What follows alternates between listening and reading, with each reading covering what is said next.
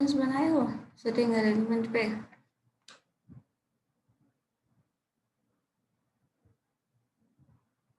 बताओ कुछ बनाया या नहीं?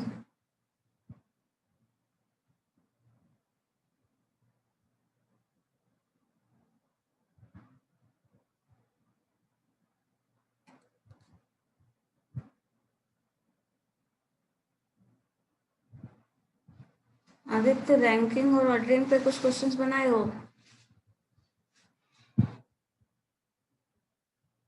या फिर सिटिंग अरेंजमेंट पे?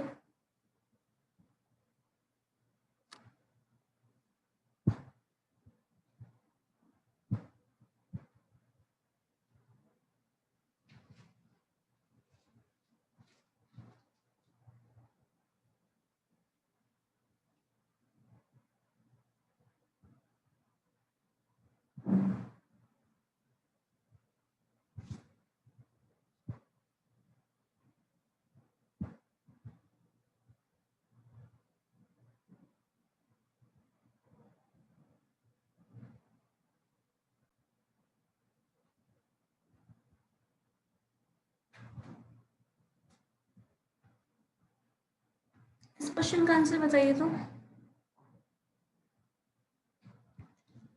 Manik is 14th from the right end of right end in a row of 40 bars. What is the position? What is his position from the left end?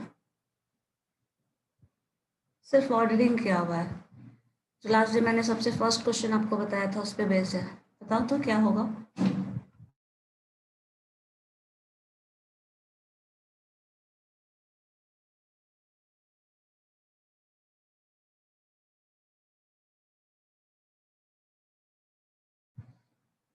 आवाज आ रही है मेरी? सुनाई दे रहा है? 25th होगा क्या? इसमें 25th, 14th from the right. Right से 14 गया और तो कैसे कैलकुलेट किया है बताओ पहले। मैम अगर लेफ्ट साइड से काउंट करेंगे तो फर्स्ट सेकंड थर्ड तो उस तरीके से करके 14th पे आए। और अगर अगर हम लोग मतलब कि राइट साइड से भी काउंट करेंगे तो पहले वन वन काउंट करेंगे उसके बाद आगे बढ़ेगा ना, तो उस हिसाब से 14 मतलब कि जो जो सीट नंबर आप खोज रहे हैं वो वहां तक पहुंचने में 25th हो जाएगा। दोनों साइड से वन वन आ रहा है तो एक लेस हो जाएगा, तो 26 की जगह 25th हो जाना चाहिए। ठीक, चलिए आदित्य आप क्या बोल रहे हैं? मैम एक लेस नहीं एक प्लस हो जाएगा और इसका आंसर 27 है। 26 में 27 मैम। 6, 27 and 25 तीनों आंसर आ रहा है। मैम 27। अच्छा ठीक है, एक मिनट। देखो टोटल 40 है और इसका रैंक जो है क्या है, इधर से चल रहा है राइट टू लेफ्ट ना। This is the right most part and this is the left. Total 40 है। यहाँ से इसका 14th रैंक है, मान लीजिए यहाँ से कुछ, ठीक है। और इधर से 40 जा रहा है, टोटल 40 है। जब इसका टोटल 40 है तो आप रैंकिंग जो निकाल रहे हैं कैलकुलेट कैसे कर रहे हैं? इसमें से इसको माइनस कर रहे हो, यही कर रहे हो ना? क्या कर रहे हो ये बताओ पहले। माइनस कर रहे हो या नहीं? नो मैम प्लस कर रहे हैं 1। प्लस कर रहे हैं 14। कंफर्म है मैम 27 माइनस होगा। ही कर रहे हैं, प्लस होगा, -1 नहीं होगा। माइनस कर रहे हैं मैम, 14 को माइनस नहीं मैम 14 + 1 होगा। 40 - 14 + 1। वो अलग बात है, लेकिन 14 माइनस + कर 1 रहे हैं हाँ ना तो 27 होगा। तो पहले 14 करोगे, माइनस कितना आ रहा करेंगे। है? कितना आ रहा है? 26 मैम 26। और +1 प्लस 27। करेंगे, प्लस क्यों करेंगे ये पहले बताइए। मैम क्या +1 करेंगे मैम। क्यों करेंगे आदित्य? क्यों मैम करेंगे? 14 तो इंक्लूड है ना इसमें। 40 इंक्लूडेड है तो यस मैम, 14th में रैंक पे तो वो है ही मैम। हाँ तो फिर ऐड क्यों होगा? हाँ तो ऐड मैम क्यों होगा वो पूछ रहे हैं। 14 पे है ही वो, मतलब इसके बाद उसके स्टेज के बाद कितना है तो 26 नहीं होगा मैम। है टोटल 40 में से इसका 14th रैंक है, मतलब 13 लोग इससे पहले हैं। यस मैम, और 25 और मान लो ये 14th है तो यहाँ कितने लोग बच गए? यहाँ पे तो 26 हम बोल रहे हैं। कितना 26 होगा 20? 25 ही बचे ना,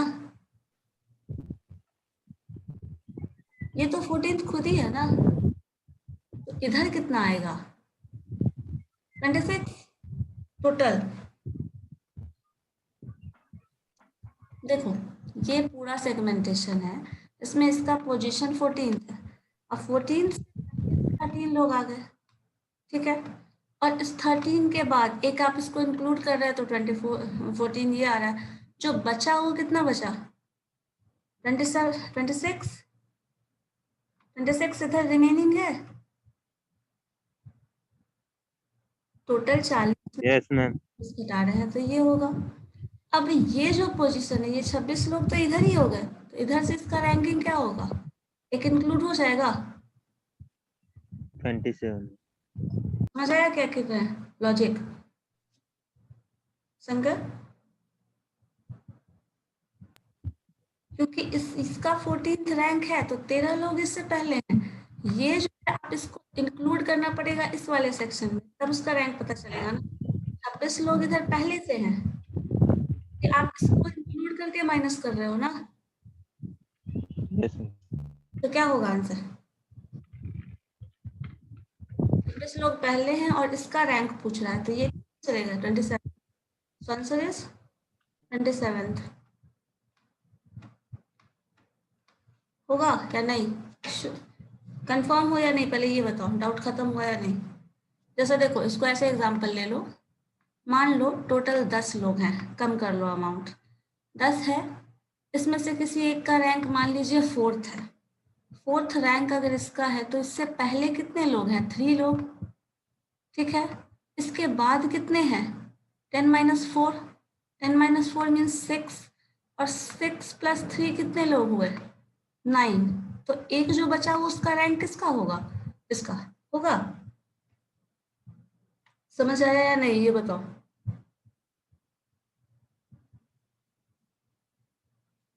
हाँ या ना, यस मैम। कितने लोग को 25 26 बोल रहे थे, इसलिए होगा क्योंकि ये जो घटा रहे हैं आप इतना तक का पूरा घटा लिए, तो ये इसका पोजीशन है, इसके पहले वाले लोगों का इसका पोजीशन है, बाद वाले का इसका है, 6 और 9 ऐड करोगे दैट इज 6 और 3 ऐड करोगे 9 हो जाएगा, ये जो एक पोजीशन है ये 4th पोजीशन इसका है, वो अगर इधर से रैंकिंग करेंगे तो इसको ऐड करेंगे तब इसका रैंकिंग हो रहा है, अब तक में इसके रैंकिंग में इसका इंक्लूजन हुआ ही नहीं है, नेक्स्ट स्टेप में हो रहा है, इसलिए ऐड हो जाएगा, ठीक है, क्लियर है या नहीं।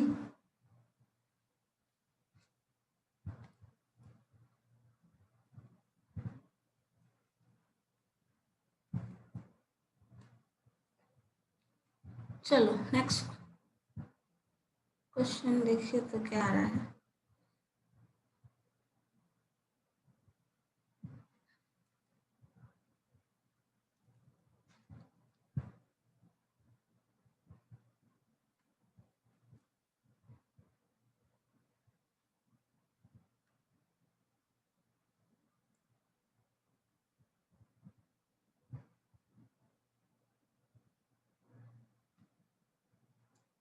ये क्वेश्चन देखिए तो 3 persons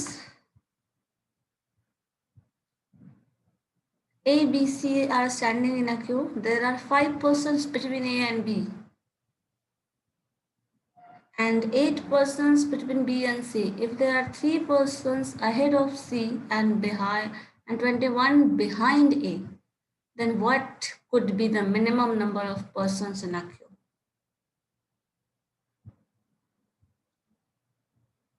बताइए तो क्या होगा,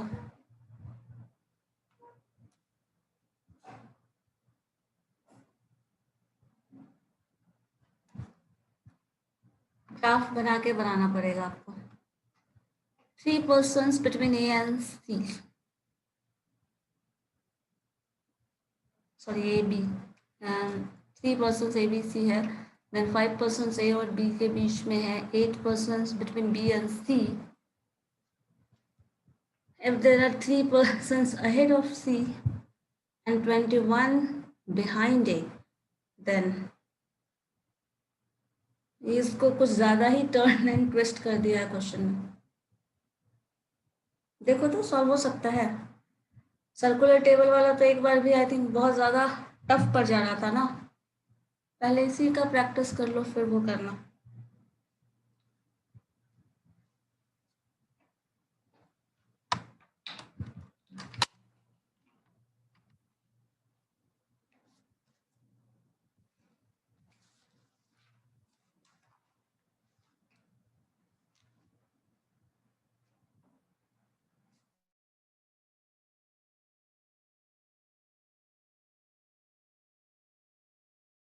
हाँ आदित्य बोलिए क्या होगा। मैम इसका आंसर मैम 28 होगा। 28 बी। यस मैम, क्योंकि इसमें हम्म, 2 केस ले लेंगे, केस 1 और केस 2। ठीक है, केस 1 केस 2 क्यों लेंगे? केस 1 में ले लेंगे ma'am number of person in the queue, ठीक है, और केस 2 में ले लेंगे number of person between A and C. Minimum number of. और उसके बाद दोनों का इक्वेशन कर देंगे, हो जाएगा। अच्छा ठीक है, और कोई बता सकते हो क्या होगा? शंकर मैम, शंकर से पूछिए मैम, वो बनाता है बहुत। ठीक है, ma'am 40। No 40। Ma'am 28 ma'am. What could be the minimum number of person in the queue? Queue में minimum number of persons 21 यहाँ है, then 5। क्या मिनिमम पूछ रहा हूँ मैम? क्यू में कितना पर्सन है वो नहीं पूछ हाँ रहे हाँ, क्या? minimum number of person in a queue ये पूछ रहा है ना। जब Then what? हाँ, कितने नंबर कम से कम होंगे? कम से कम मतलब ये नहीं समझ में आ रहा है। ऐसे तो 40 निकाल दे ma'am total number. Total number of person, हाँ तो टोटल नंबर ऑफ पर्सन वही होगा। मिनिमम ही 40। बताता है ना, कम से कम जो रैंकिंग के हिसाब से हुआ है तो जो नंबर आएगा that is the minimum number ही होगा। 40 मैम मेरा। मेरा मैम 28 मैम। 40 and 28। और लॉक कोई है कर जो दे आंसर पड़ा। करना चाहे? तुम मैंगो खा रहे हैं, हमको पता है। आदित्य कैंसर लॉक किया जाए। आदित्य का आंसर लॉक किया जाए, और आपका आंसर पहले। मेरा भी मैम मैम। रीजनिंग मैम मेरा समझ में नहीं आता है मैम। मेरा 40 है मैम। जल्दी जल्दी करिए। The answer is be 28। तब मैम वो टोटल नहीं पूछ रहा होगा। ऐसे भी 21 इस मैम तो इसमें मैम सबसे बिहाइंड। पहले तो मैम एबीसी को अरेंज कर देंगे ना मैम। हाँ, सबसे पहला स्टेप तो वही होगा, अरेंजमेंट हाँ एबीसी का। तीन 6, हाँ 6 वे में इसको अरेंज कर तो देंगे मैम इसमें एबीसी। टोटल पीपल नहीं पूछ रहा होगा मैम, जो हम इसी बार पूछ रहे थे क्या कहना चाह रहे। टोटल नंबर तो मिनिमम ही होगा वही, अगर और अगर वैसे है तो मैम 21 तो बिहाइंड ए के पीछे ही है मैम। हाँ तो एक बता रहा है, एक के बिहाइंड अगर बोल रहा है तो ठीक है। पहले अरेंज 21 तो हो जाएगा मैम। 21 और तो ये रहेगा ही, प्लस आपका 5 एक्स्ट्रा ए और बी के मिड में जो है 5, तो behind A then A 22 then B एक आपका हो जाएगा कितना 23, एंड इन बिटवीन 3 उसके 5 है।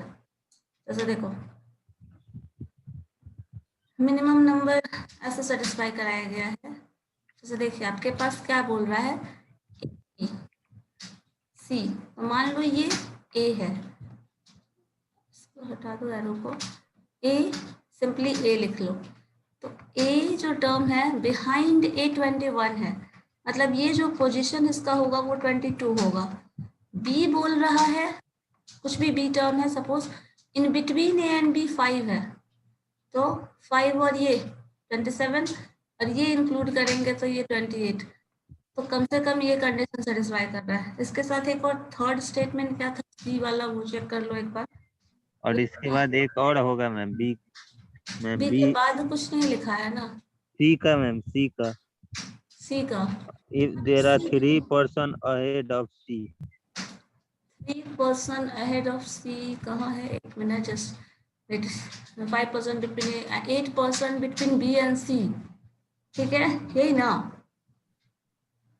इसको बोल if there is 3% ahead of C, हाँ ठीक है, 3% अहेड ऑफ सी, तो इसमें आप जो आगे बढ़ा दिए ना वो पीछे चला जाएगा। जैसे हो सकता है आप सी इधर कर दिए हो, लेकिन सी इधर आ जाएगा कहीं पे, ठीक है, अगर सी इधर आ जाएगा ना तो हो जाएगा, इन बिटवीन ए एंड सी 3% हो जाएंगे, मतलब अगर इसको हटाना चाहो तो इन बिटवीन 3% यहाँ आ जाएंगे, तो क्या हो जाएगा, 21 ऑलरेडी था। मैम तो इसमें क्यू कैसे हुआ? A B C are in Q दे रहा है, तो ए अल्फाबेटिकली क्यू में बता रहे हैं ना। ये कहाँ तो लिखा सी है? ए लिखा नहीं है तो फिर हुआ है। एबीसी ऐसे नाम लिख दिया ना, एबीसी है वो क्यू में खड़ा है, ये बोल रहा है ना, arrangement ABC exactly positive order में, मतलब असेंडिंग ऑर्डर में जा रहा है, ऐसा जरूरी नहीं है ना, है ना। 3% ahead of C and 21 behind A, तो इसी टर्म से लॉजिक आ जाता है कि आपका जो A है ना उसके पीछे कहीं C है, नहीं है, तो मिनिमम नंबर वही हो जाएगा 28, इस इक्वेशन को सेटिस्फाई कर दे रहा है, क्या है या नहीं? अच्छा, इसमें से हमको लग रहा है मिनिमम लेना है क्या ma'am? A B C D इसमें से एबीसी होगा मिनिमम। इसमें से नहीं ऐसा कुछ है, सर मिनिमम वैल्यू लोगे तो 27 हो मैम जाएगा। इसका तो एबीसी का तो सारा समझ में आ रहा है, और जो हाँ इसका कंडीशन तो कुछ दिया नहीं है वैसे। मैम जो इसका सी कैसे कहाँ गया, अरेंजमेंट सी करना बी मैम, हम ए तो आगे भी लेके अरेंजमेंट सेकेंड फॉर्म समझ में नहीं आ रहा है। ये second statement, if there are 3% ahead of C and 21 behind A। Ma'am. तो ये वाला हो गया ना मैम, कि ये हाँ, अपने मने इधर ले लिए, इधर आगे भी तो हम ले सकते हैं। अब आग वही तो बात है, लेकिन यहाँ वही पे फिर ये तो ऑप्शन वाला आ गया कि ये ऑप्शन में सेटिस्फाई होना चाहिए कि सबसे कम कौन हो इसी हाँ, तो प्रकार। देखो जहाँ एक आंसर याद मिनट, कर लो। नहीं आंसर याद करने वाला केस बिल्कुल मत करना, ए और बी दिया है, ये ए और बी इन बिटवीन बोला है ना, तो इसमें भी आप श्योर नहीं है कि ये इसी सीक्वेंस में जाएगा, ठीक है, लेकिन बिहाइंड ए भी है एलिमेंट्स, इसलिए हम लोग इधर 21 कर दिए, ए और बी के बीच में 5 बोल रहा है तो यहाँ कर रहे हैं, सी का एकुमुलेशन इधर भी हो सकता है इधर भी हो सकता है, सिमिलरली ए और बी का भी इंटरचेंज हो सकता है, लेकिन बिहाइंड ए बोल रहा है तो जो मिनिमम केस होगा जहां नंबर ज्यादा इंक्रीज ना हो वो केस देख रहे हैं, तो इसलिए हम लोगों ने सी को इधर ले लिया। यहाँ भी आपको ए बी जो है ना एग्जैक्टली मत मानो, ये हमेशा यही रहेगा कि ये पोजीशन इंटरचेंजेबल है, क्योंकि इन बिटवीन ए बी बोला है, ए यहाँ ही होगा ए बी यहाँ ही होगा, ऐसा जरूरी नहीं है।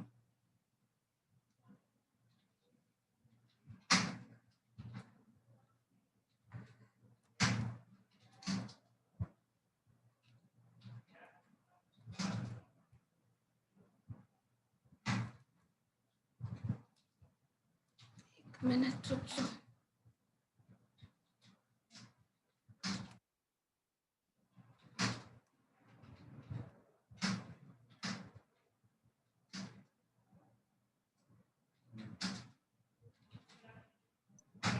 मैम दूसरा क्वेश्चन करते हैं। हम्म।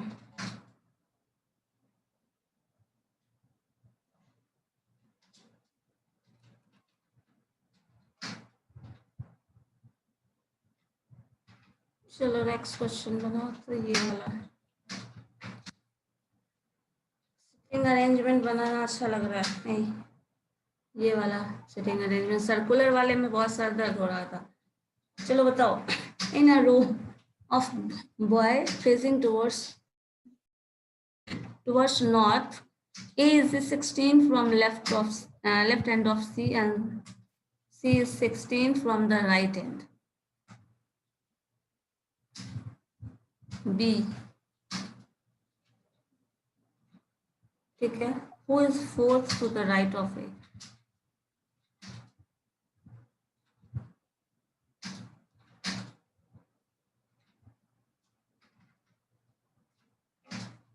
चलिए बताइए, is fifth to left of C, then how many boys are there in a row?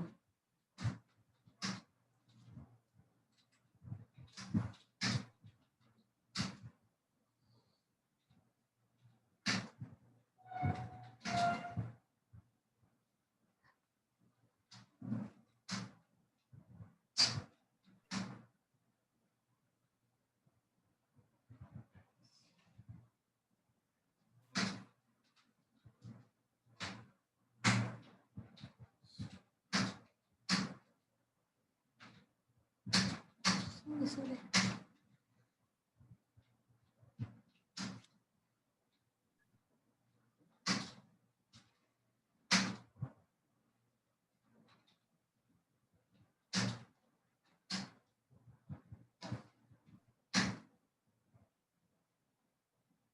दिक्कत है क्या?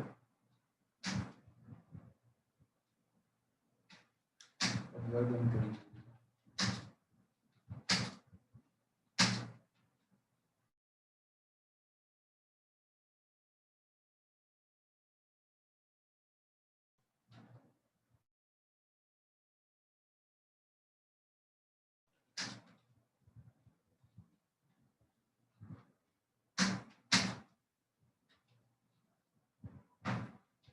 बताओ क्या होगा?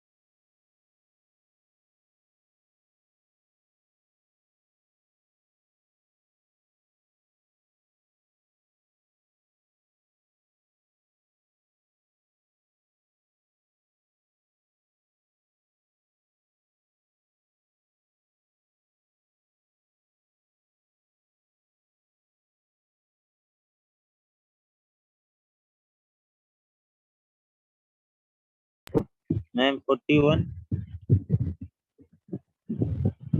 41। Yes ma'am. और आदित्य को बताने दो क्या है। Ma'am 40 ma'am. 40। वही Yes, ma'am. 40 होगा। 40 और 41 दो श्योर हो जाओ। मैम शंकर भूल गया 1 प्लस करने के लिए। हम 1 तो प्लस 41 बोल दिए तो 41 एक ज्यादा ही हो गया रे। मेरे 40 होगा। अच्छा कितना कोई आम नहीं, खाएगा? 40 रहे, एक आम तो 41 हमसे ज्यादा ही खा लिया। मैम 40 आंसर होगा। ठीक, चलो देख लेते हैं। 40 आंसर है। सब में +1 ही होगा तो A प्लस B में ठीक। भी 1 होगा, B प्लस C में भी 1 ऐड होगा। हमारे पास क्या टोटल नंबर है या नंबर लाइन? ए का पोजीशन और बी का पोजीशन बताया गया है ना। क्या है बताओ फर्स्ट स्टेटमेंट। फर्स्ट स्टेटमेंट में ma'am A is Left. 16th form of left. Left, तो दिस मीन्स ए यहाँ है। तो 15 लड़का था लेफ्ट साइड में, तो 15 15 इधर + है। 1 कर दें। ठीक है, उसके बाद क्या है? सी। B का था तो B ना था मैम। सी है ना, पहले देखो। सी इज राइट है शायद। हाँ C इज 16 राइट। ठीक है, तो ये इसके पहले भी 15 हो जाएगा। हाँ उसमें फिर मैम 1 ऐड कर देंगे मैम। हाँ, तो ये 16th पोजीशन इसका है इधर से और रैंकिंग के हिसाब से, और ये 16th पोजीशन इसका है। देन क्या है बताओ। देन मैम उसके बाद क्या होगा, बी का फिर निकाल लेंगे मैम। बी का क्या बता रहा है? बी कहाँ है? ए से राइट है या लेफ्ट है? राइट है। ए से right, right means in this side, right of A है। Right of A. हाँ, right of A means in between fifth है ना? तो इसमें दो गुना होगा मैम, एक होगा 3 बॉय, एक होगा 4 बॉय। तो ए एंड बी का हो जाएगा 3+1 और बी एंड सी का 4 हो जाएगा। हाँ, तो फोर्थ पोजीशन है तो इसमें 3 इन बिटवीन होगा, यही ना? यहाँ पे बी Yes. पोजीशन अगर मान लें तो इन बिटवीन 3 है। तो उसके बाद टोटल नंबर ऑफ बॉयज निकाल देंगे और क्या। उसी इसमें है, और यहाँ पे 5 बता रहा है ना? Yes ma'am.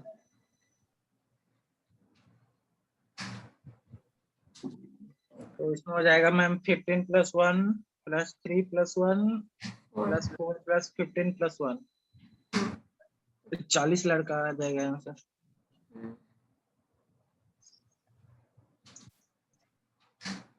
तो यहाँ पे +4 हो जाएगा। चलो 4 ये हो गया, तो कितना बचा टोटल?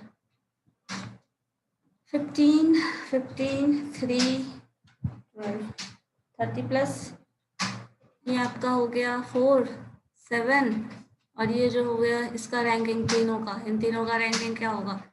3 रैंकिंग इसका, 7 ये और है, और 3+1 7, 10, और ये आपका 15 ऑलरेडी इतना है। ये रैंकिंग नहीं, ये नंबर है। तो ये नंबर, पहले नंबर को ऐड करना। तो 4, 3, 15, 15 कितना हुआ? 37, और इन तीनों का रैंकिंग वो ऐड करोगे तो टोटल हो जाएगा।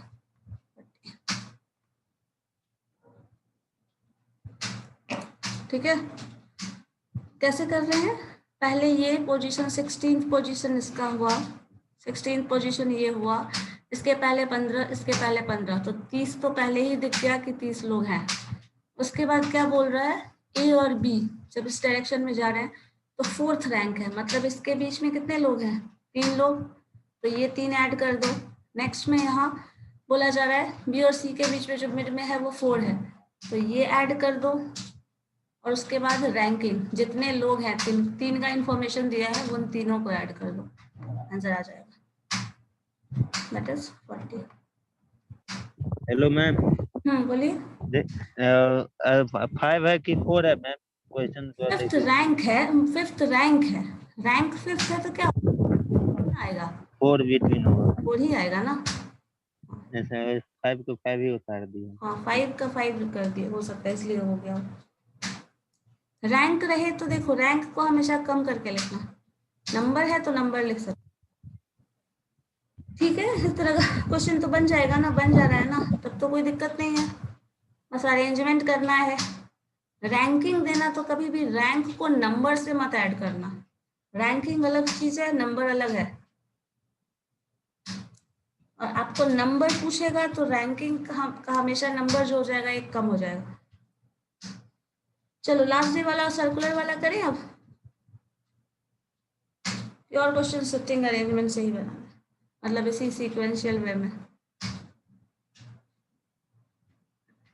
चलो थोड़ा लेवल बढ़ाओ, है ना, सर्कुलर टेबल वाला करते हैं।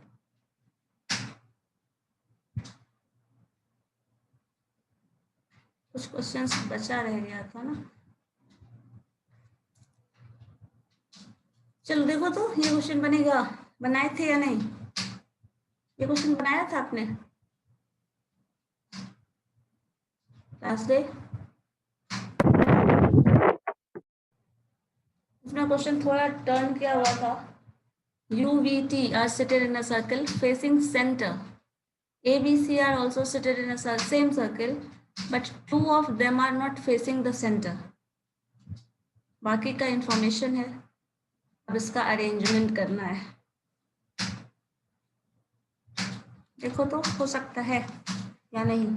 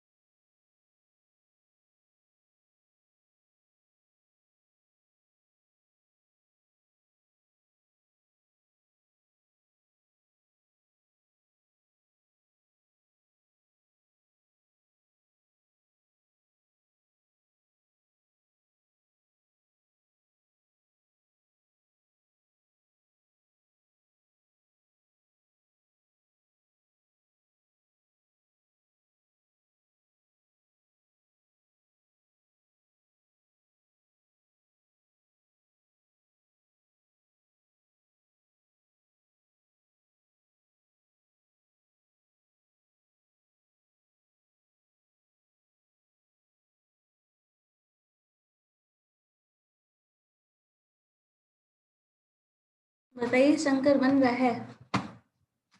बनाने की कोशिश करें। ओके,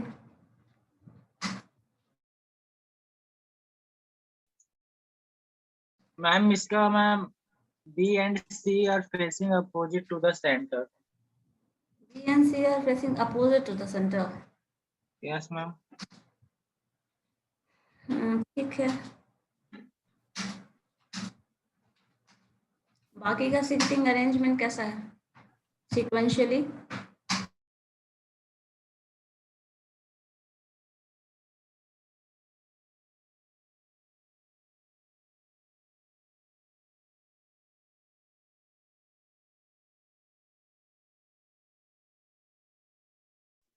मैम सबसे हार्ड क्वेश्चन सिटिंग अरेंजमेंट ही लगता है. उसमें भी सर्कुलर सिटिंग अरेंजमेंट, और उसमें भी फेसिंग टुवर्ड्स सेंटर और टुवर्ड्स आउटसाइड द सेंटर, ये वाला। Yes ma'am. सबसे मुश्किल यही है। और जब क्वेश्चन होता है तो ज्यादा केसेस में यही सर्कुलर वाला ही दिया जाता है ना। अच्छा, इसमें एक ही क्वेश्चन, एक ही ऑप्शन रहता है या फिर बहुत ज्यादा रहता है? कुछ ज्यादा ऑप्शंस रहते हैं इस तरह के क्वेश्चन से? एक डेटा, यस मैम 4 से 5 ऑप्शंस दे देगा. एक डेटा से ज्यादा क्वेश्चंस ऑप्शन रहते हैं। यस मैम, जैसे पूछ देगा which of the following is not facing the center, फिर पूछ देगा which of the following is B position with respect to C. मतलब बिना पूरा सॉल्व किए आप आंसर नहीं कर सकते। यस मैम, फिर कभी पूछ देगा which of the following is D position with respect to B. इसी क्वेश्चन से मैम 5 क्वेश्चन रेज होता है, 6 भी हो सकता है. फिर पूछ सकता है which of the following is true regarding the sitting arrangement. अच्छा, फिर पूछ सकता है which of the following is A that position means with यही है respect कि to पूरा, जब तक आप पूरा सॉल्व नहीं करेंगे एक एक स्टेप, फाइनल आपको सर्कुलर अरेंजमेंट नहीं मिल गया, वो भी करेक्ट, तब तक आप आंसर देने में कैपेबल नहीं होंगे, यही ना? Yes ma'am. थोड़ा हिंट लेके हेल्प सॉल्व नहीं किया जा सकता कंप्लीटली। इससे मैम 5 क्वेश्चन रेज होता है मैम. 5 क्वेश्चन मतलब एक ही डेटा से 5 क्वेश्चन पूछ दिया जाता है? Yes ma'am. अलग अलग ऑप्शन? Yes ma'am. मैम इसमें करना क्या है वो नहीं समझ में आया। हेलो मैम, करना क्या है मैम? Ma'am 5 question. इसमें सिटिंग अरेंजमेंट तो कर देंगे, इसमें फेस से उसको क्या लेना देना है मैम? इसमें 12 क्वेश्चंस भी रेज हो सकता है मैम. इसमें क्या करना है वो तो पूछा ही नहीं जा मैम रहा है ना.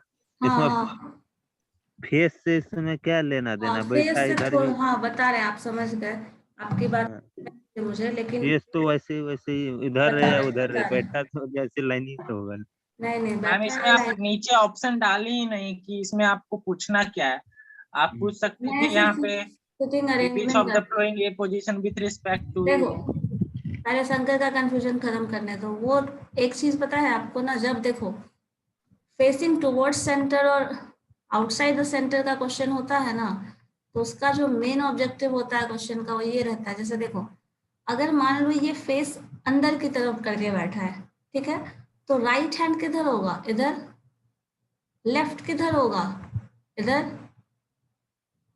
शंकर बताइए, आप खुद। डायरेक्शन इसी से लेना था, वो बताइए। हाँ बस डायरेक्शन के लिए, अगर ये तब आउटसाइड करके, डायरेक्शन अपना से वो नहीं ले सकते हैं, किधर से हाँ राइट नहीं ले सकते, और अगर डायरेक्शन लोगे तो इसमें क्या होगा? राइट हैंड साइड कहाँ आ जाएगा? इधर आ जा रहा है ना? यस यही चेंज हो जाता है, इसलिए आउटसाइड और इनसाइड वाला केस राइज होता है। बता दीजिए, हम तो ऐसे बना दिए मैं अपना से डायरेक्शन लेके। अच्छा, डायरेक्शन अपनी मर्जी से डाल दिया। चलो देखो क्वेश्चन क्या था। Sitting, ma'am next question ma'am. तुम वह पहले बताने दो ना। क्या पढ़ता है तुम? समझ में नहीं आता है तुमको, सिर्फ मैंगो खाता है. कितने लोग हैं? 6। 6 चलो 6 पर्सन्स, ये केसेस, ठीक है। अब सबसे पहले तो जाके पढ़िए है क्या क्या information. U B T are seated in the circle facing centre, ये तीनों सेंटर की तरफ इनका फेस है। A, B, C are also seated in the same circle, but 2 of them are not facing the center. मतलब इसमें से कौन सा दो है नहीं पता, बट कोई दो हैं जिनका फेस सेंटर की तरफ नहीं है। अब इंफॉर्मेशन देना शुरू किया है। V is second to the left of C. V जो है वो C के second left. U is the second right to A. P is third left to C. देखो जिसका भी इंफॉर्मेशन गिवन है ना, U V T आप श्योर हो इसके बारे में, U V और T के बारे में, कि ये सर्किल की तरफ फेस करके बैठे हैं, तो इसी से शुरू करना कभी भी स्टेप। बाकी केसेस में करोगे तो कुछ ना कुछ गड़बड़ होने का चांसेस है। कर सकते हैं बहुत सारे केसेस में, वो भी वैलिड हो सकता है, लेकिन जहां श्योर है वहीं से शुरू करेंगे। तो यू वी टी जो है वो फेसिंग टुवर्ड्स द सेंटर है, तो यू का इंफॉर्मेशन पहले यू वी टी का इंफॉर्मेशन ढूंढो इसमें से। सी और ए बी का तो कुछ कंफर्म ही नहीं है। नेक्स्ट देखिए, वी और सी रिलेट कर रहा है, तो इसको अभी हम छोड़ सकते हैं। U is the second right to A, U को भी ए से रिलेट कर रहा है। B is third left to T and C is second right to T. A is next to V. अब सब रिलेटेड है, सब एक दूसरे से कहीं ना कहीं ऐसा रिलेटेड है कि बता नहीं सकते एग्जैक्टली क्या है। तब भी कहीं वैसे टर्म से शुरू करो जहां से पता चल रहा है। U से शुरू करो, V से करो या B से करो, T से रिलेटेड। चलो किसी एक टर्म से लेके शुरू करते हैं जहां डायरेक्टली फॉर्म दे रहा है। V is left to T या फिर B is left to T और V is second to the left of C। ठीक है, दोनों एक से शुरू कर सकते हैं जहां V U T के टर्म में दे रहा है, या फिर इससे भी शुरू कर सकते हो, U is second right to A, B is third left to T। अब देखो किसी एक से शुरू कर सकते हैं, B is third left। अब यहाँ से आपको याद होगा ये वाला सेक्शन कहाँ से, आप राइट डायरेक्शन में इधर से जा रहे थे, इधर से आ रहे थे तो लेफ्ट डायरेक्शन। तो किसी एक का पोजीशन, मान लो हम T का पोजीशन यहाँ दे दें। जब T का पोजीशन यहाँ देंगे तो क्या बोल रहा है, B minute, B is third left to T। Third left कहाँ चला जाएगा, अगर T का पोजीशन थर्ड तो लेफ्ट फिर जाएगा। मैम ये डायरेक्शन पहले फाइंड करना पड़ेगा ना, कौन हाँ। किधर जाएगा, लेफ्ट किसका होगा, राइट किसका होगा। T तो टुवर्ड्स है ना, बस रहना तो T का टुवर्ड्स में, T के डायरेक्ट में दिया है B का, है ना। तो वैसे तो फिर वो भी सही होगा मैम, इस साइड भी इस साइड से भी जाएंगे तो दोनों। एक मिनट, कैसे दोनों सही हो जाएगा, यहाँ पे तो इक्वल पोजीशन है तो फर्क ही नहीं पड़ता। लेकिन अगर देखें क्या टर्म है, B is third left to T, T के रिस्पेक्ट में इसका पोजीशन बता रहा है ना, यस मैम, रिस्पेक्ट में बता रहा है, तो T का तो हमें श्योर है ना कि T टुवर्ड्स द सेंटर है, यस मैम। राइट लेफ्ट कहीं तो भी डायरेक्शन किसका चलेगा मैम, बी का T का चलेगा चलेगा, कि T का डायरेक्शन चलेगा। तो वही डिपेंडेंट डायरेक्शन अभी हम नहीं डील कर सकते क्योंकि B का डायरेक्शन हमें पता ही नहीं है ना, A B C का डायरेक्शन नहीं पता है, जिस यस मैम। कंफर्म है उसके डायरेक्शन से चलेंगे। तो T के लेफ्ट में जा रहे हैं, ठीक है, यस मैम। के लेफ्ट में जाओगे तो क्या हो जाएगा, यहाँ से लेफ्ट लेके चलो, T के लेफ्ट में क्या आ गया, यहाँ आ जाएगा B। ठीक है, उसके बाद क्या बोल रहा है next statement, A is next to B, उसके सॉरी यहाँ पे देखो B is third left to T, C is second right to T। ठीक है, ये मिल गया ना डायरेक्टली T से रिलेशन, T का दो रिलेशन मिल गया। C is second right to T। अब T के सेकंड राइट में कौन सा आ रहा है बताओ, T के सेकंड राइट में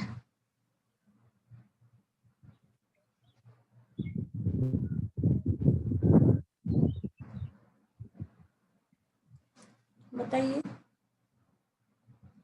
साथ में है ना, ध्यान से पढ़ो। B is third left to T, C is second right to T। So simply यहाँ टर्म आ गया सेकंड राइट, एक गैप यहाँ। नेक्स्ट में आता C के रेफरेंस, अब हम लोग किस पोजीशन में है, B C और T के रिस्पेक्ट में पोजीशन पता चल गया है तो उसके हिसाब से देख रहे हैं उसके रिलेटेड इंफॉर्मेशन कहीं मिल रहा है या नहीं। ए इज नेक्स्ट टू वी, लेकिन वी का इंफॉर्मेशन अभी हमारे पास नहीं है तो हम नहीं बता सकते कहाँ है। वी से रिलेटेड और कोई इंफॉर्मेशन देखिए, V is second left to C, second V second to the left of C, V is second to the left of C में क्या हो जाएगा, left of C, second left of C, क्या यहाँ V आ जाएगा, second left, एक gap, second left. उसके बाद क्या है, दो पोजीशन बचा है, दो एलिमेंट्स है, देखो कहाँ है,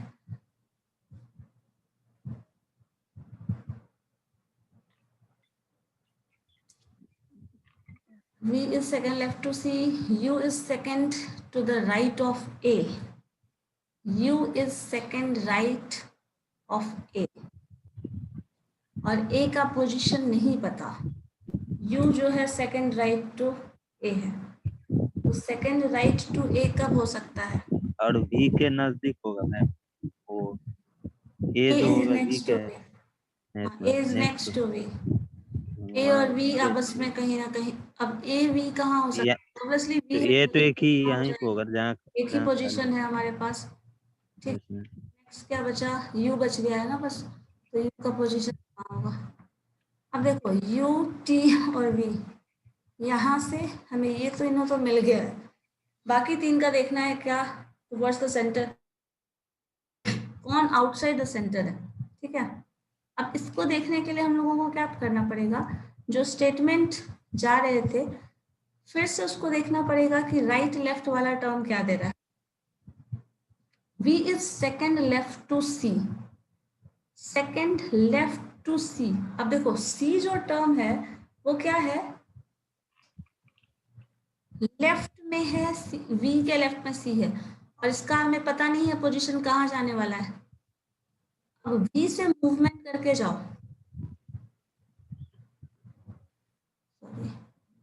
V से मूवमेंट करके जाओ, C का पोजीशन देखो क्या है, ये इसका राइट लेफ्ट, तो ये जब इधर आएगा तो क्या राइट में है या लेफ्ट में, लेफ्ट में पड़ रहा है पोजीशन, ये इसका राइट हुआ, इसका लेफ्ट हुआ, क्या होगा, टुवर्ड्स द सेंटर या आउटसाइड द सेंटर,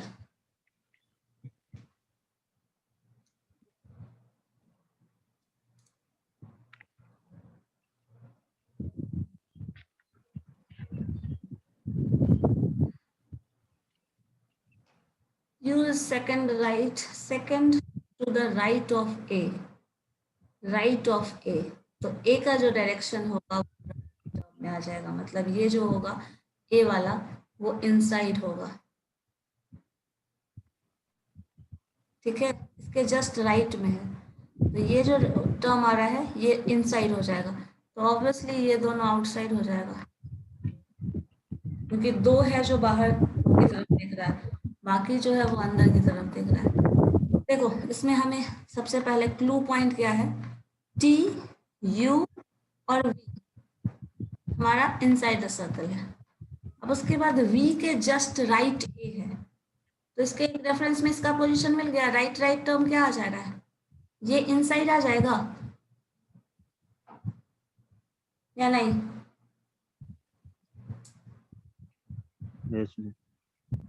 अगर ये राइट आएगा तो जो बच गया उसी इसमें मैम डायरेक्शन एक ही बार देखना है, इसमें डायरेक्शन, तो हाँ लग रहा था मतलब क्या है, मतलब सबका रिलेशन में अलग अलग डायरेक्शन हो जाएगा, कोई इधर होगा कोई इधर होगा, तो एक बार ही जिस जो दिया हुआ है उसके साथ कर लेंगे, इधर लेफ्ट हाँ, इधर जो राइट दिया तो हुआ है उससे कंपेयर कर लेंगे तो बाकी का जिसके बारे में श्योर रहो ना पहले वहीं से शुरू करो, जिसके तो वही श्योर दिया होगा तो मैम एक ही बार आप तो लेफ्ट राइट हो गया बस खत्म है, इसके हाँ बाद तो हाँ वही निकालना था। हाँ, फिर भी तो टुवर्ड्स फेसिंग द सेंटर यहाँ पे एक इंफॉर्मेशन मिल गया, ये तब ना बाकी काम नहीं, मेरा भी मैम ये सीरीज जो है मैम सीरीज आ अरेंजमेंट चुका है मेरा भी मैच कर रहा है मैम, सीरीज बस वही आ रहा है, बस डायरेक्शन मैच वाला कर प्रॉब्लम हो रहा है, बस यही ना? अब जैसे ये आप राइट लिए हैं ये लेफ्ट, तो आपका एंटी क्लॉकवाइज चल रहा है तो मेरा क्लॉकवाइज ऐसे हो जाता है, अच्छा बस उल्टा उस प्रकार चल रहा है। आ रहा है सीरीज यही में। सीरीज तो इसमें इसमें question, ma'am next question ma'am. जैसे आदित्य बोल रहे थे ना, इसमें क्वेश्चन पूछता है इनसाइड ए बी सी, अगर दे दिया ना, यहाँ पे बोल दिया है कि इन तीनों में से कोई है, तो कौन सा है जो है? दो बोल तो दिया कि ए बी सी में से दो है जो जिनका फेस आउटसाइड द सर्कल है, लेकिन वो दो कौन होंगे ए बी सी में, आपसे ये जो क्वेश्चन पूछेगा। अगर है ना तो आपके दिया हुआ है किसी मैम दो, ये भी तो पूछ सकता है, नॉट फेसिंग द सेंटर। हाँ ये भी ऑब्वियसली दोनों एक ही चीज है ना, कॉम्प्लीमेंट्री स्टेटमेंट है ना, तो एक पूछेगा तो आ जाएगा। ये इसमें से दो कौन है जो टुवर्ड्स फेसिंग द सेंटर, और facing towards the centre, not facing towards the centre, दोनों क्वेश्चन पूछ सकता है। मैम नेक्स्ट क्वेश्चन मैम जल्दी। ओके, कहाँ था ना इसमें? सॉल्व करना जरूरी है, चलो बना के देखो। A B C D E F and G, 7 persons sitting around the circle, only 5 of them are facing center, मतलब दो यहाँ भी हैं जो not facing the center. C is the third to the left of D and both are facing the center. C and D दोनों center face कर रहे हैं, third left and third right जो भी है solve कर लो. C is neither the neighbor of C, sorry, E is neither the neighbor of C nor D. Check कर लीजिए क्या पोजीशन हो सकता है. The one who is sitting exactly between D and F is not facing the center. ये question कहीं ना कहीं लास्ट वाले से थोड़ा इजी हो जा रहा है आपको, क्योंकि इंफॉर्मेशन बहुत, क्या कहा जाए, एग्जैक्टली दे दे रहा है कहीं ना कहीं. G is third right of A and facing the center. यहाँ facing the center, not facing the center mention कर दिया है, so it is easier than that. देखो करके.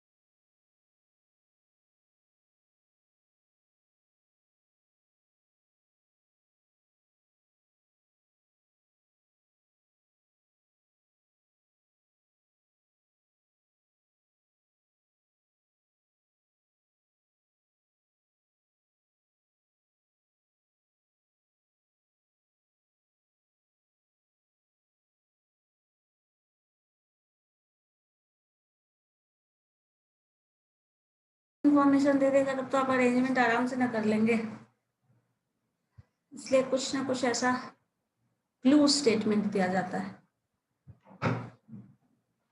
अब उस क्लू के बेसिस पर निकालो क्या निकालने वाले हो। Third right of A and facing the centre,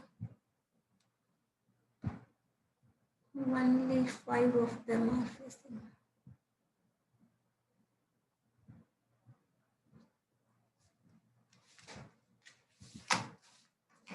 चलो देखते हैं क्या क्या है।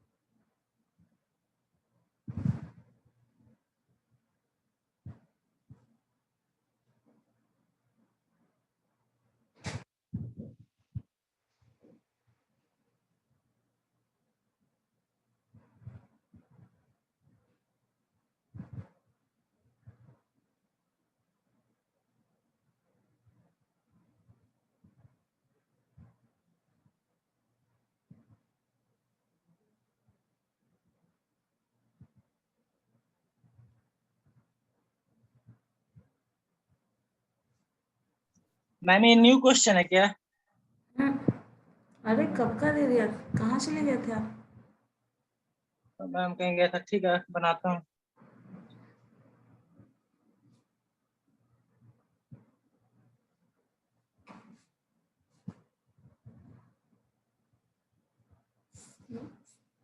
To the left.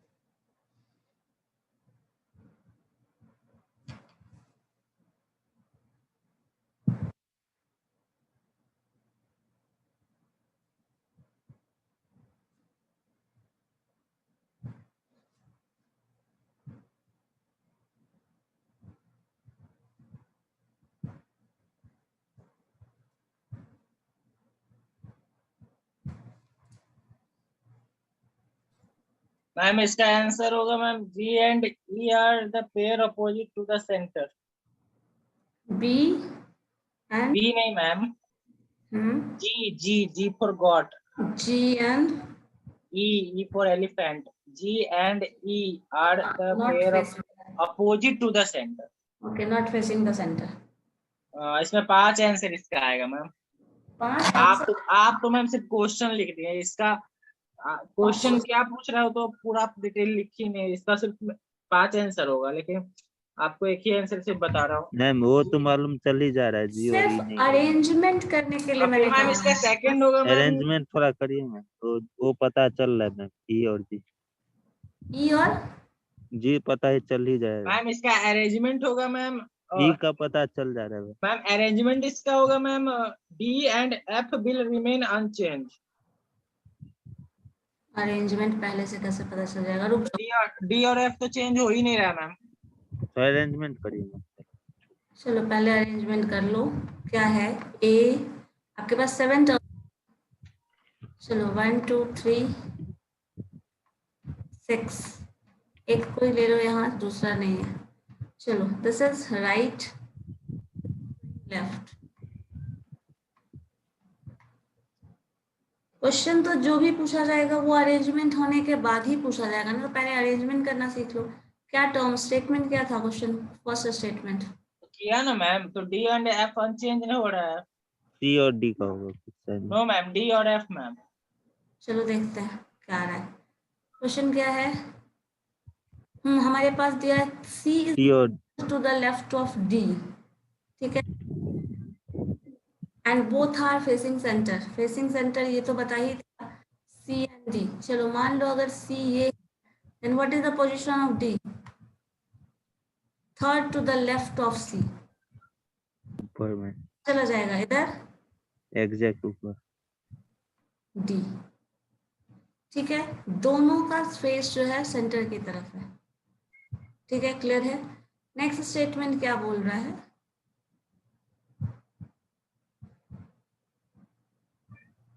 E is neither the neighbor of C and nor of D।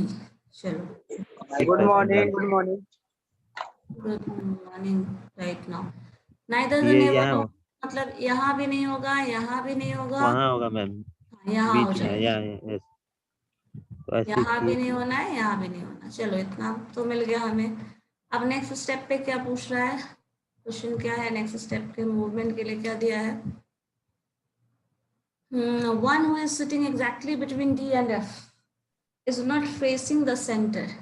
D और F, तो अभी F के बारे में कोई इंफॉर्मेशन नहीं है। एग्जैक्टली बिटवीन, चलो रहने दो। G is third right of A and is facing the center। A के बारे में भी कोई इंफॉर्मेशन नहीं है। One is the immediate neighbor of B is not facing the center। अब देखो इसमें से हम मतलब क्या हिंट कहाँ से ले सकते हैं? One who is sitting exactly between D and F। अब D और F का है sure is not facing the center। एक मिनट, शायद देखो यहाँ से कुछ मिल जाए क्लू। D एंड F के मिड में कोई है जो सेट, सी का नेवर ही हो सकता है ना मैम, यहाँ इस साइड तो D लेफ्ट साइड। यहाँ, वहाँ पे तो ई है मैम, तो एग्जैक्ट बिटवीन तो हो ही नहीं पाएगा मैम डी और एफ का। D और F का यहाँ हो सकता है ना, अगर यहाँ हो तो यस यस सर, between यहाँ वही हो सकता है। यहाँ नहीं हो सकता, यहाँ नहीं हो सकता, तो ये F हो सकता है। वही हम यहीं पे लगाए मैम, क्योंकि उस साइड तो ई है ना मैम, तो ई के एफ रहता वहाँ नहीं ई रहता, तब ना उस साइड लगा सकते, इस साइड तो हो ही नहीं सकता। तो अब आपके पास क्या बचा? इन बिटवीन जो 2 है, नॉट फेसिंग द सेंटर, ये बता दिया है। चलो तो जो भी एलिमेंट होगा बाहर देख रहा है, ये लिखा है ना। यस मैम, वहाँ जी आ रहे हैं देखिए। The one who is sitting exactly between D and F is not facing the center। Then G is third right of A, third right of A and facing the center। G का कुछ option दिख रहा है कहाँ होगा? देख लो पहले।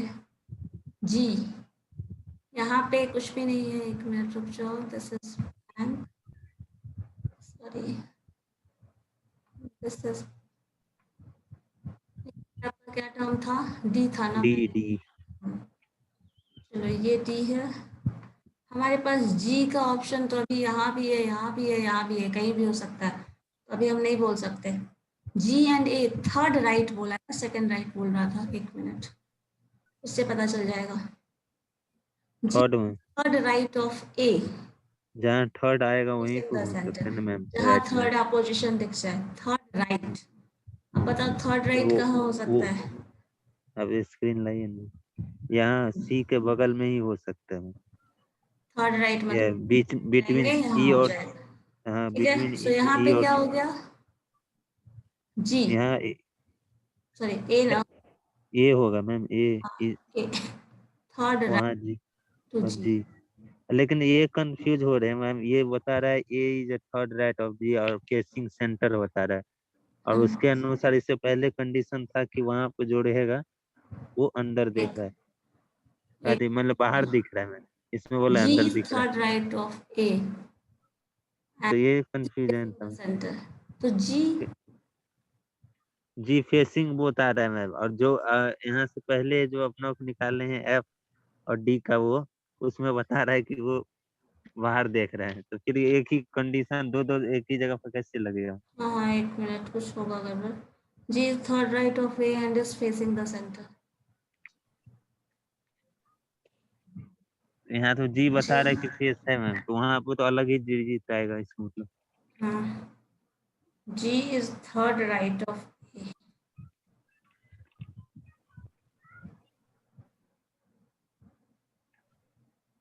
अब बिटवीन वाला और जगह तो सेट नहीं, वो तो एग्जैक्ट ही होगा ma'am. Third right of A. Third right of A ही है ना, of A है ना। And is facing the center.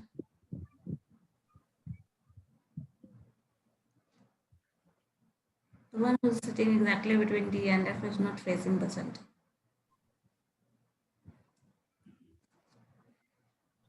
Is the immediate neighbor of B, not facing the center. 1 minute. One is exactly between.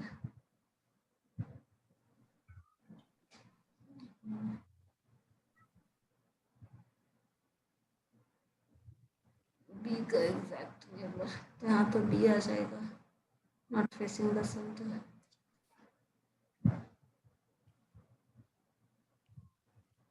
पहले वाले step में हम लोगों ने कुछ गड़बड़ तो नहीं की।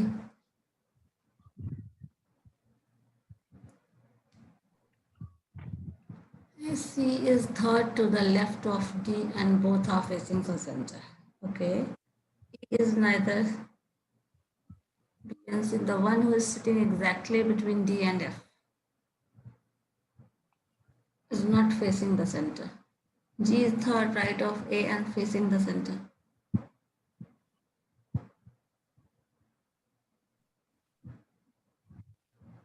One of the immediate neighbor of B is not facing the center.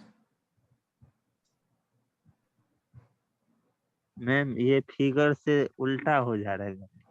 अगर इसी को उस साइड 3 फिगर बना दे रहे हैं ना मैम तो फिर ठीक हो रहा है। किससे बना दे रहे हैं? जैसे सी से लेफ्ट साइड में अगर 3 को वो डाल ले ना मैम वो ठीक हो जा रहा है फिर। 3 से क्योंकि side. हाँ He is तो the E third to the left of D. वो नहीं मैम, वो जो डाले ना टोटल 7 है ना मैम, हाँ, तो 3 उस साइड डाल दे रहे हैं तो ई उस साइड चले जाएगा मैम, क्योंकि वो बिटवीन में आता है। अच्छा 7 वाला जो पोजीशन एक हम लोग इन बिटवीन ले रहे हैं उसकी बात कर रहे हो? इसमें पोजीशन थोड़ा चेंज करिए ना मैम। हाँ समझ गए। ये जो आपने यहाँ ले लिया इसको इधर कर दिया। इसमें ई को उस साइड ले जाएंगे मैम, हाँ तो हाँ, फिर ये ए और जी का पोजीशन चेंज हो जाएगा। अच्छा उसकी वजह से वो हो जा रहा है। हाँ तो फिर एक मिनट, ये इवन नंबर्स वाला नहीं है ना, ये ऑड नंबर है ना, इसलिए समझ गए, इस वजह से ऐसे हो रहा है। तो ये पता कैसे चलेगा मैम कि इवन है तो कि इसके लिए मैंने बताया नहीं था कल, उसमें अगर नंबर होता है ना तो directly in front of opposite लेके चलते हैं। जब अगर ऐसा हो तो इसके मैम आप पूरा क्वेश्चन पूछे ही नहीं है, सिर्फ आधा क्वेश्चन आप नोट डाउन करके छोड़ दिए हैं। कौन सा आधा क्वेश्चन? क्या है क्वेश्चन आधा उसमें? जैसे मैम आप रीजनिंग का क्वेश्चन जो सेट किए ना, इसमें आप पूरा क्वेश्चन नहीं पूछी हैं, सिर्फ क्वेश्चन तो वो आधा कंप्लीट क्वेश्चन ही है। तो कितना अब क्या है जैसे आप उसमें अरेंजमेंट करके देना है। मैम तुम आप इसमें अरेंजमेंट पूछ कर सकते रहे थे हो? कि हाँ बताइए। मैम कि बताओ इसमें which of the following pairs represent persons facing opposite to the center। आप पहले इसमें पूछ सकते अरेंजमेंट हैं करेगा तब ना। अरे arrangement who is arrangement sitting करना है, second to the left of A।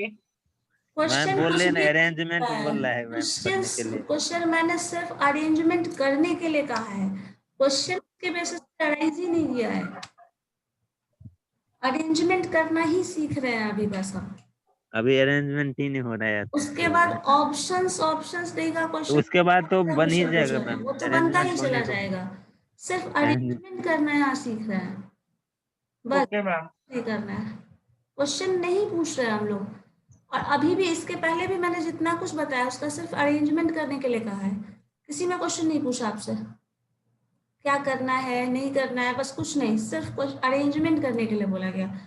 अब अरेंजमेंट कर लोगे उसके बाद उससे क्वेश्चन कुछ भी पूछा जाए बना सकते हो ना, मैंने सिर्फ अरेंजमेंट करने के लिए कहा है। जब ऑड नंबर हो तो अरेंजमेंट कैसे करते हैं बताओ तो, ये याद है? आदित्य बताइए तो, ऑड नंबर के केस में क्या अरेंजमेंट करते हैं, कैसे करते हैं? मैंने कल इवन नंबर वाला ही, मैम इसका ऑपोजिट हो जाएगा। क्या अपोजिट हो जाएगा? अरेंजमेंट। Yes ma'am. हाँ तो किस बेसिस पे, वही तो पूछ रहा है, कैसे करते हैं, प्रोसेस क्या है उसका, ध्यान में है? जब इवन नंबर होगा तो, इवन नंबर होता है हम लोग डायरेक्टली अपोजिट अपोजिट ले लेते हैं। जब इवन नंबर नहीं होगा तो क्या होगा, ऑड नंबर होगा तो क्या होगा, उस केस में क्या करते हैं?